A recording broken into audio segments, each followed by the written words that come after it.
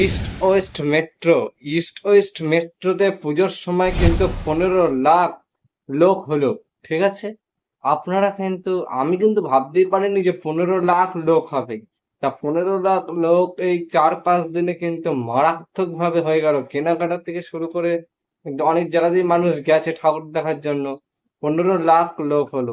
তাহলে এবার চলুন পরবর্তী আপডেটটা দেখা যাক।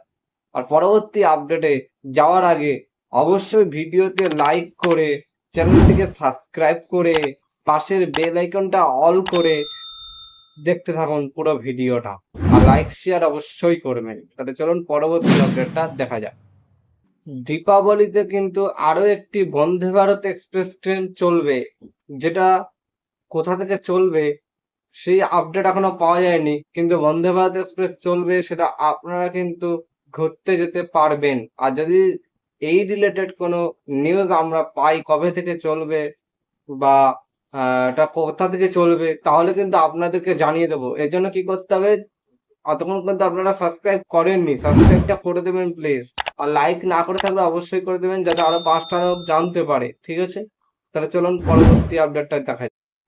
কলকাতার ট্রাম বন্ধ হয়ে যাওয়ার খবর পেয়ে কিন্তু জনসাধারণ কিন্তু এখন কিন্তু ট্রাম চড়ছে বলে সূত্রের খবর। সেই ট্রাম চড়ে কিন্তু কেনাকাটা করছেন এবং ঠাকুর দেখতে যাচ্ছে বলে সূত্রের খবর। ট্রাম এখন কিন্তু বন্ধ হয়ে যাওয়ার মুখেই রয়েছে।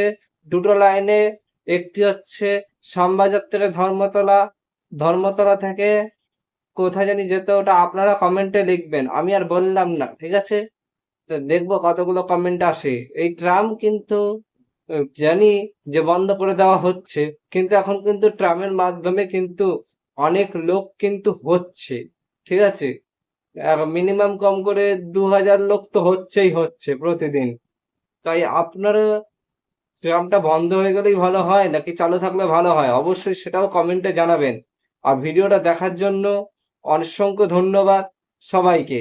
আর চ্যানেলে নতুন হয়ে থাকলে অবশ্যই চ্যানেলটিকে সাবস্ক্রাইব করে পাশের বেল আইকনটা অবশ্যই অন করে রাখবেন, যাতে এরকম ধরনের নতুন ভিডিও আপলোড হলেই সবার আগে আপনাদের কাছে পৌঁছে যাবে আপনাদের ফোনে।